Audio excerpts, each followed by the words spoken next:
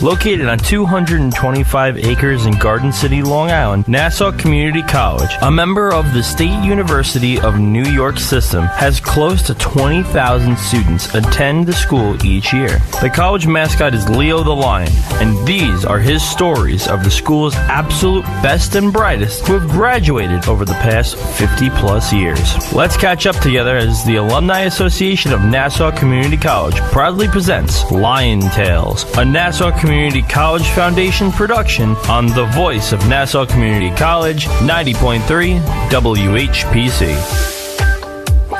Welcome to Lion Tales, powered by the Nassau Community College Foundation. My name is Aurora Workman. I am president of the Nassau Community College Alumni Association. I'm here with my friend and co-host, Dr. Lynnda Nadien, a proud graduate of Nassau Community College, and together we'll share stories that will inspire, uplift, and often amuse you. Each week, Aurora and I will introduce you to alumni of Nassau Community College interested in sharing their experience here at Nassau Community College, along with the secrets to their success. Yes, the Alumni Association of Nassau Community College has been very busy becoming a visible and viable organization. It is our goal to contribute to the mission of Nassau Community College by providing financial assistance through scholarships to current, prospective, and graduating students, as well as faculty programming and community endeavors. So we need you, all of our alumni, to come and join us. Look for many new and exciting events on the Alumni Association social media pages, Facebook, Instagram, and our web pages at www.nassaucommunitycollege.edu/alumni. If you, our listening audience, has any positive news you would like to share about Nassau Community College, alumni engagements, births, graduations, weddings, and or accolades, email us at alumni@nassaucommunitycollege.edu and we will shout you out. Well, today's guest is Michael Epstein.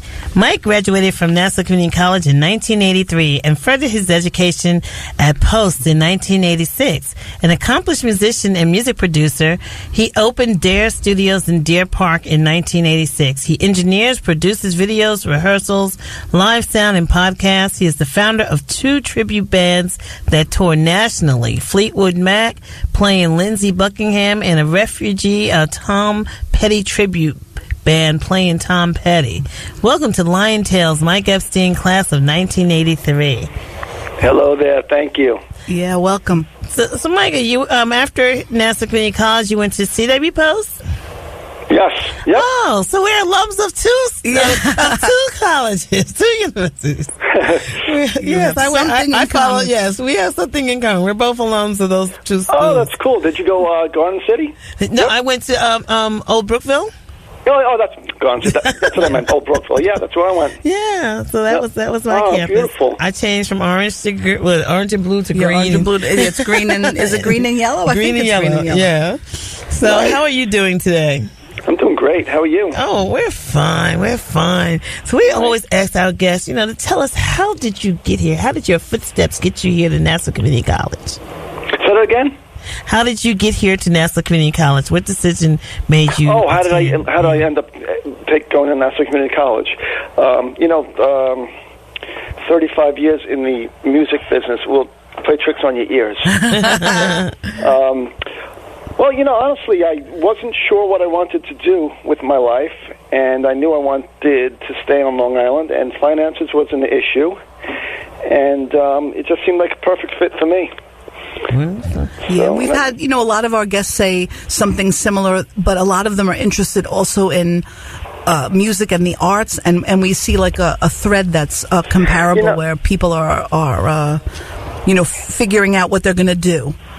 I really, I studied business, which, I really didn't have an interest in pursuing music as my career. It just kind of, I walked through those doors and they happened. Mm-hmm. But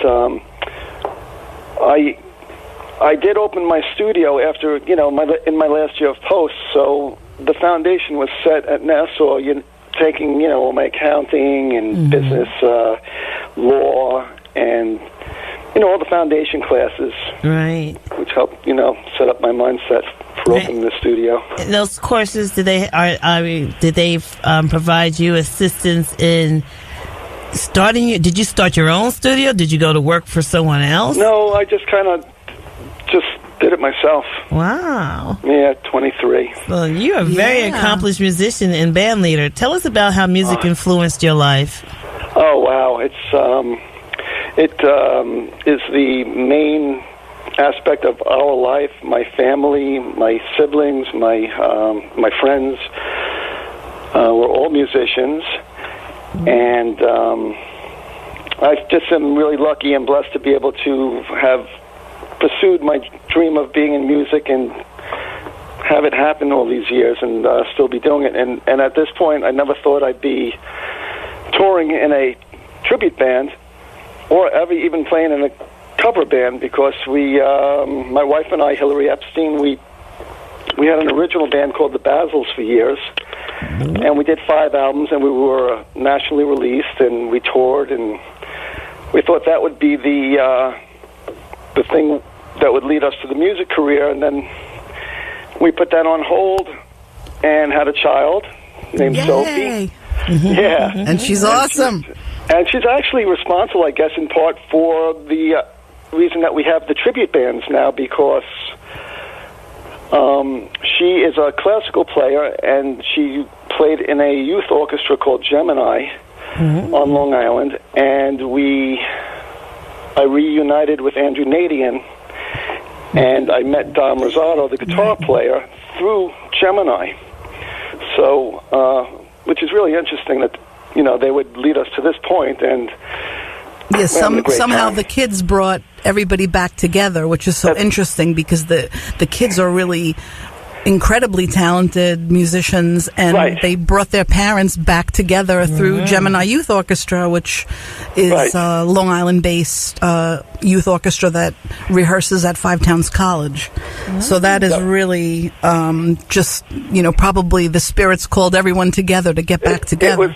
It was unbelievable.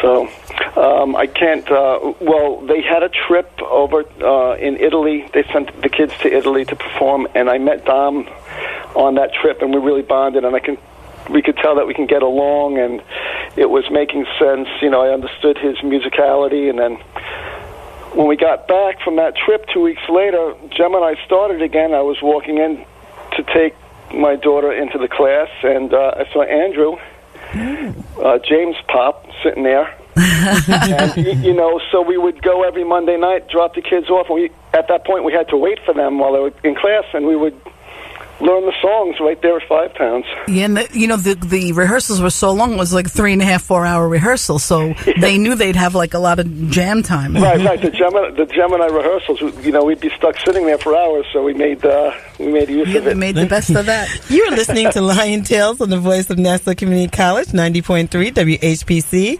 I am Aurora Workman, along with Dr. Lynnda Nadien, and our guest today, Michael Epstein, owner of Dare Studios and an accomplished musician playing in Fleetwood Macked, a Fleetwood Mac tribute band, as well as a Refugee, a Tom Petty and the Heartbreakers tribute band, currently performing throughout the country.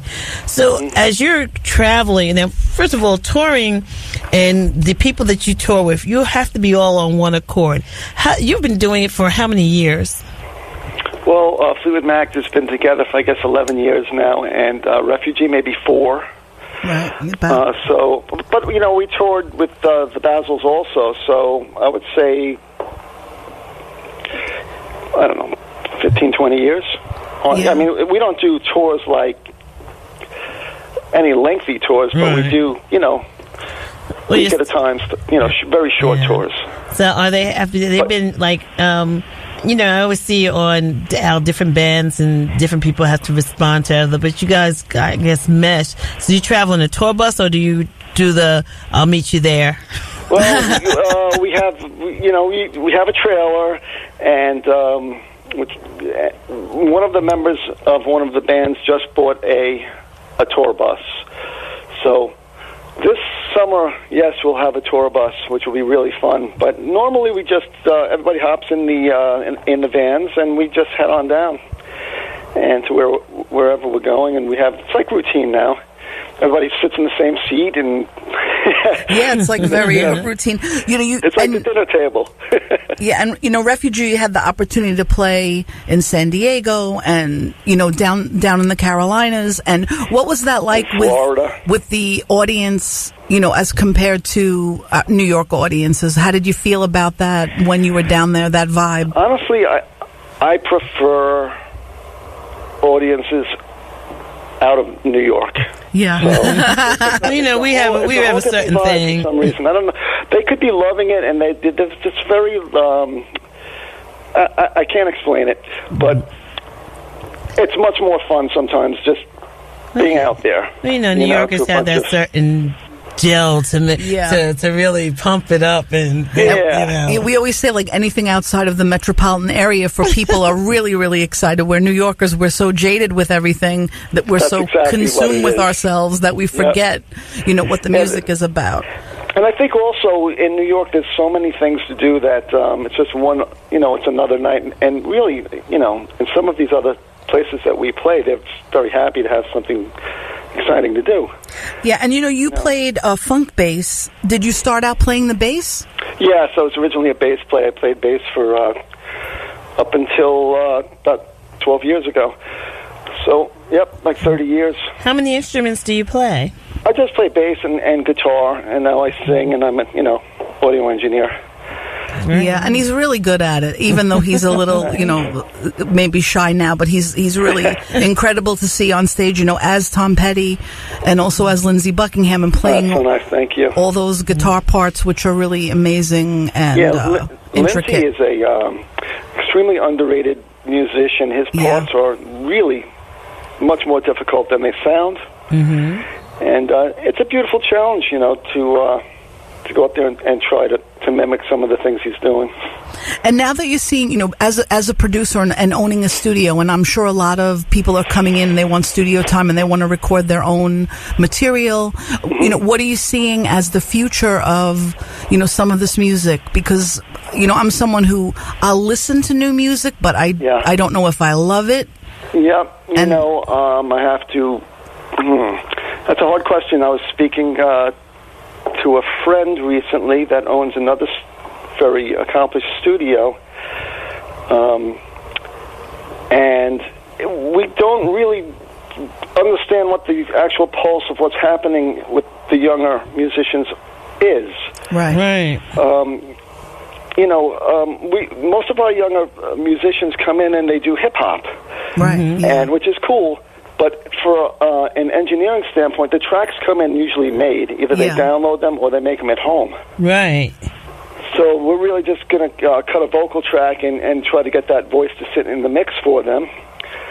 So it's a whole different thing. I do have some young, punk bands but nothing like I grew up, my influences were more prog rock and a very accomplished Frank Zappa, Yes, ELP, Genesis, Fleetwood Macked, CSN. And I just don't think that people... It's kind of becoming like an obsolete type of thing, I believe. Yeah, it's interesting. We were at a convention over the weekend, and Alan White spoke, and he played on all the Yes, the drum tracks for Yes, and he was speaking about how... And John Lennon, too, of course. Yeah, and he played with John Lennon, and he was saying that just being able to... come up with certain fills, and the difference between like the straight rock drumming compared to the Yes drumming, which was so much more progressive, and he was a little unsure could he do it or not, but he does believe in practice makes perfect, and having time to play live and then taking that out of the studio and going into the live session, he felt that really helped him to kind of create that foundation. That's great. You were listening to Lion Tales on the voice of Nassau Community College, 90.3 WHPC. Today's guest is Michael Epstein, music producer, musician, and owner of Dare Studios in Deer Park. Mike is a founding member of Fleetwood Macked and Refugee tribute band celebrating the music of Fleetwood Mac and Tom Petty and the Heartbreakers. My name is Lynnda Nadien, along with Aurora Workman on the voice of Nassau Community College, 90.3 WHPC. Paralyzed veterans Sean Halstead and Noah Courier. I was Air Force from 93 to 98. I got hurt practicing combat search and rescue, fell off a fast rope, so shattered L1 vertebrae. I don't know where I'd be without paralyzed veterans. I've only seen that now. Unite through struggle. You know, that's what the Marine Corps and service is all about. You get tight, and those bonds just get stronger and stronger the more you struggle together, and the harder the hardship. And I don't know if it gets any harder than being a quadriplegic, so, you know, we instantly bond. Paralyzed Veterans of America is a nonprofit, and it gets no federal funding. And we provide every service free of charge to every veteran and caregiver that we support. Paralyzed veteran and PVA Executive Director Sherman Gillums Jr. Every life, every success, every recovery, it's tied to the initial investment you've had in us. To learn more, visit pva.org. A public service message from Paralyzed Veterans of America.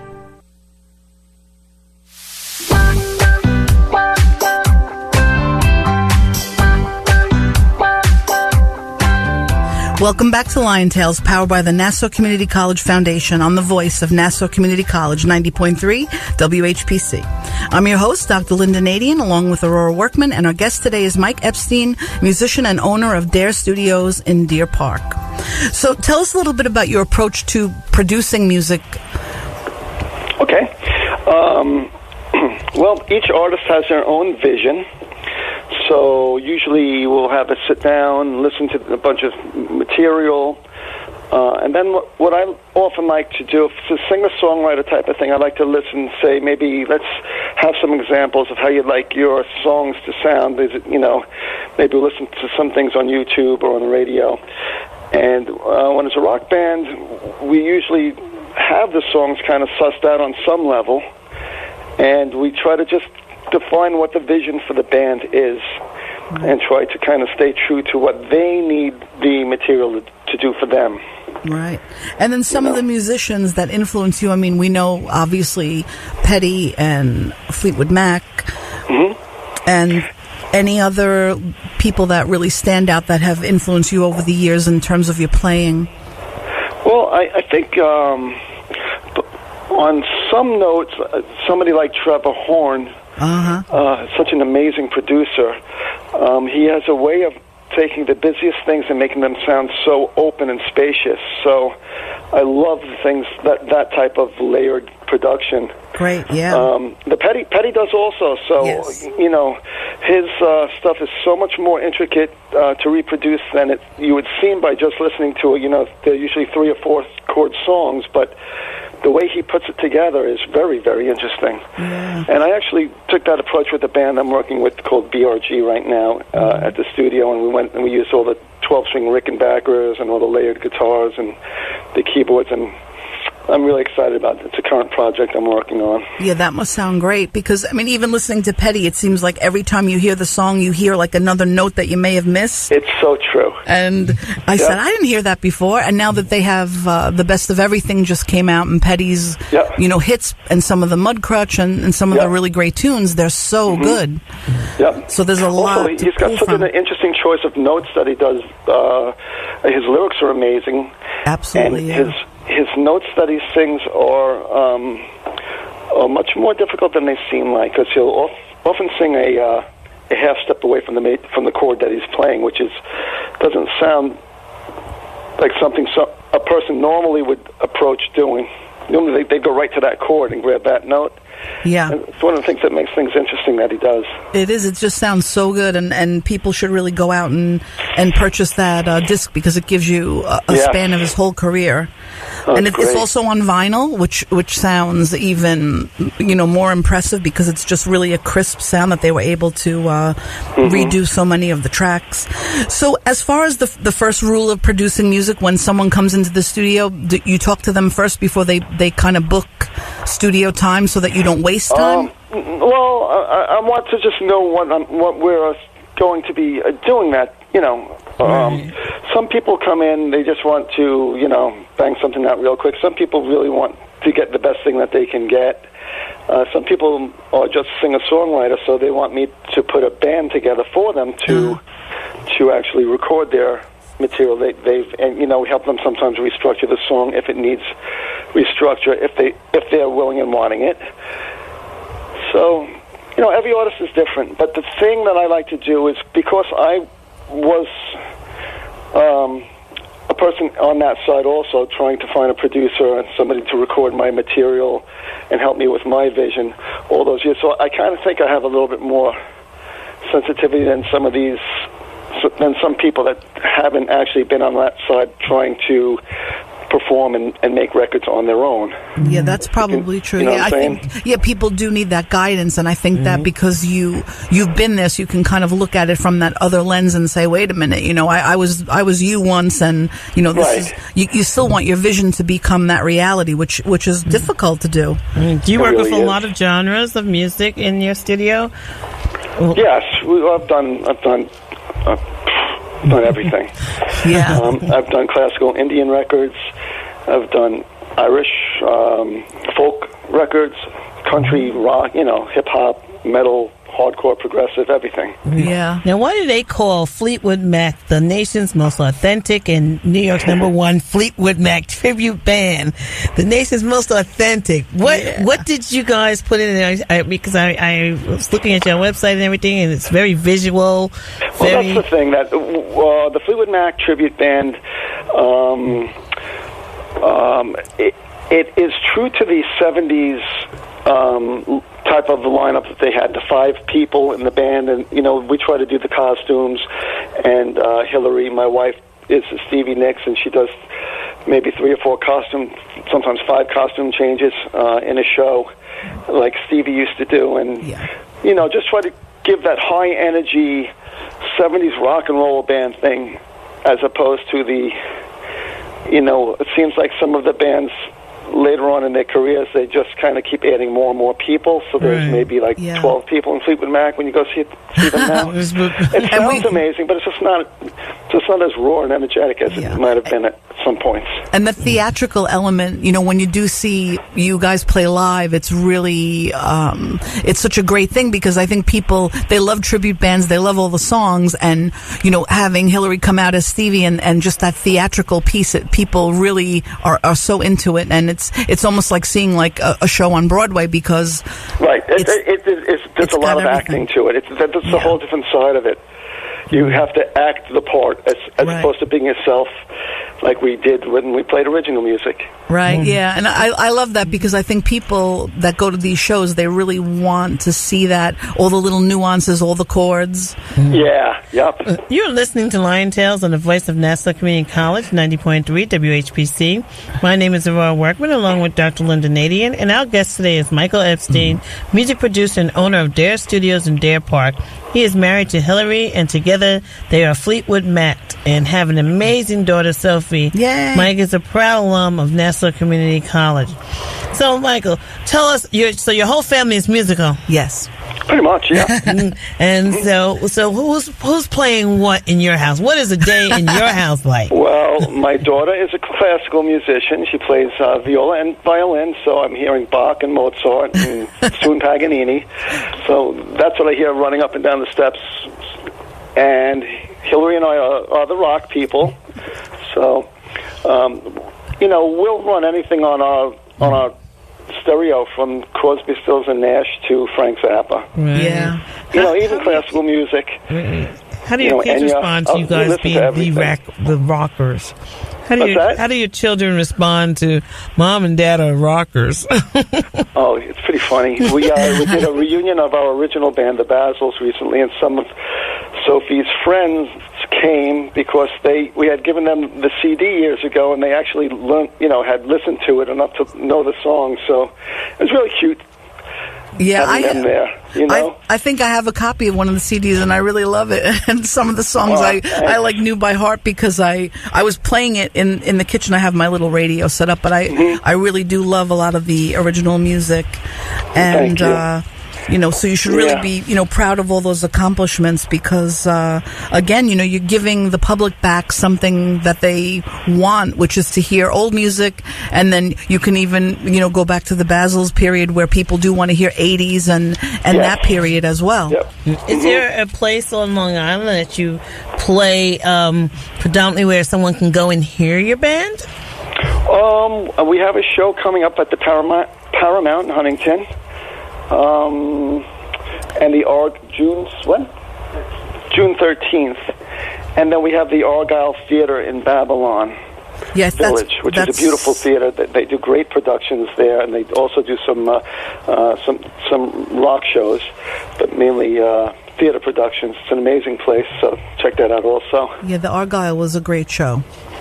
And that's coming up. I think Refugee will be there again in October. Yep, I think it's a double bill: Fleetwood Macked and Refugee. Yeah, that will be great. The audience was really excited about that show when you were there a few months ago. Yeah, we sold out. Yeah, beautiful. And that's like a testament to the both bands.